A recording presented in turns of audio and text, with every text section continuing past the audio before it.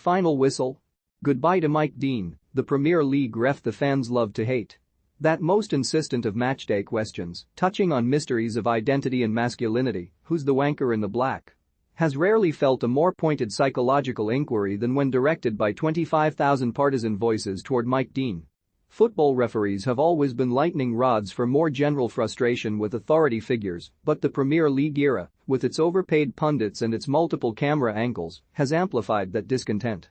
Dean, the elite league's most visible man in the middle for 22 years, has refereed 560 matches, dished out more than 2,000 yellow cards, and a record 114 reds, at a significantly higher rate than any of his peers.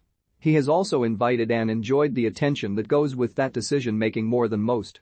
Sunday's final Premier League matches of a remarkable season, in which the champions and the final relegated side are yet to be decided, will also mark Dean's farewell performance. He has been kept away from any potential controversy by refereeing the relatively inconsequential Chelsea v Watford game. He had, inevitably, the very last word in the most thrilling final day drama in Premier League history 10 years ago, when Manchester City's Sergio Aguero scored a last-second goal to rip the league title away from rivals Manchester United. Dean's memorably killjoy contribution was give Aguero a booking for removing his shirt during the euphoric celebrations. "I had no choice," he later suggested. "Those are the rules." The old adage insists that the best kind of referee is the one you never notice. But anonymity has never seemed to be part of Dean's ambition. There are multiple YouTube clips of his trademark moves, his habit of letting the ball run between his legs during play, the insouciant no-look yellow card, in which he dishes out punishment without deigning to look at the offending player, the occasion on which he celebrated a goal enabled by his decision-making, as if he had scored it himself, his dismissal of Brighton's looming 6 feet 4 inches centre-half, Lewis Dunk, with a self-satisfied "off you pop." In all of these instances Dean has looked annoyingly or amusingly like the Hollywood extra who dreams of being the leading man. As another terrace chant has it, with an edge of both anger and affection. Mike Dean, it's all about you. Referees suffer from the Premier League's need to be both part of the entertainment industry and a multi-million-pound business. Decisions are both a subjective part of the drama and too important to get wrong. Up until recently the question of what effect such weekly pressures had on Dean went unanswered. In the voluble world of 24-hour football analysis, referees' voices are the only ones never heard. As the end has approached for Dean, however, he has broken his silence a few times for friendly reminiscences about his career with the former player Peter Crouch and with the BBC's Match of the Day presenter Mark Chapman. The revelations in those chats have stopped well short of soul-searching, but they did give an insight into that other question asked by the more empathetic football fan. Why on earth would anyone want to put themselves through that ordeal on a weekly basis? Some academic research into that question suggested that referees put a love of football as the most important factor and feelings of power and control as the least. Most Dean watchers would place those motivations a little more equally. Dean grew up in the village of Heswall in the Wirral, where his mum was a lollipop lady at his primary school for 35 years.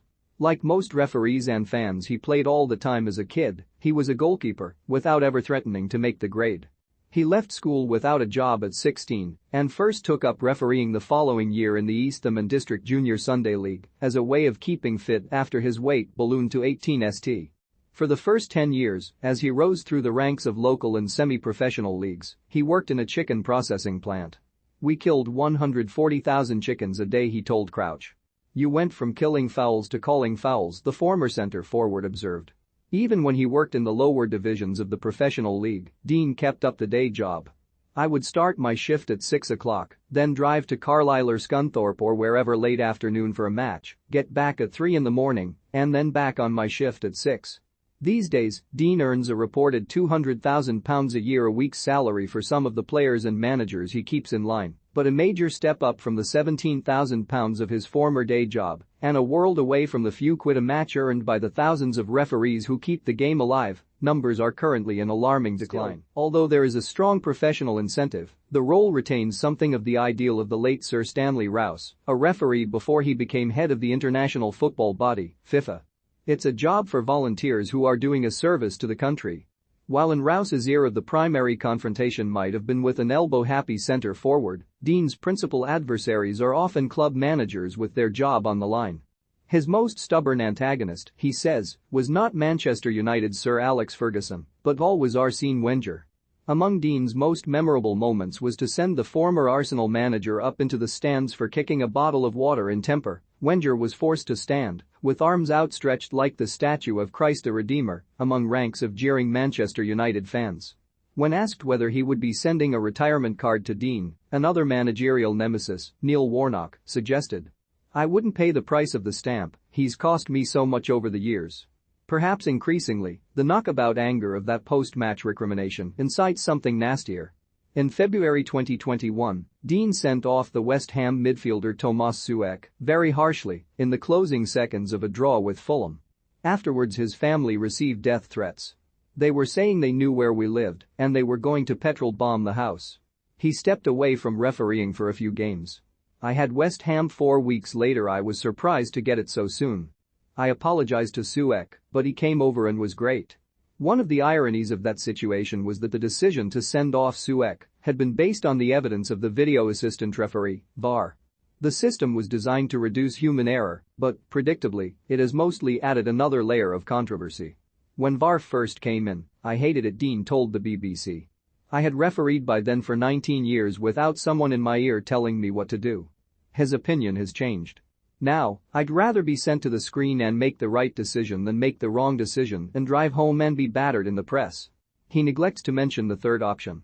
Going over to the pitch side monitor and still getting it wrong. You might imagine that such weekly stresses take a toll on a man. Dean is 53. Watching him last week officiate in Leeds United's frenzied relegation scrap against Brighton, he effortlessly kept close to the play of supreme athletes in their early 20s. That's not to say he is ageless. Even when he started, at 31, back in 2000, Dean already looked like a deputy headmaster who remembered rationing. As with certain buttoned-up teachers, it is hard to imagine referees at leisure.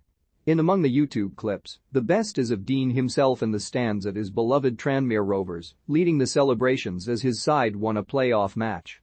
As a fan, does he give the referees some stick? Of course. Contemplating retirement, Dean confesses that he can't imagine what he will do with his afternoons come August. In his interviews he has seemed keen to alert strictly talent spotters that he used to do a bit of ballroom dancing, crucial for that vital refereeing skill of running backwards without falling over. He is currently the bookies' favorite to be invited into the celebrity jungle. Another option has emerged, however, one guaranteed to place Dean back in the center of controversy, perhaps in perpetuity. He is, apparently, discussing a new senior role overseeing VAR. Old referees don't die, they ascend to that mythical land of unlikely jurisdiction known to Sky's Super Sunday viewers as Stockley Park.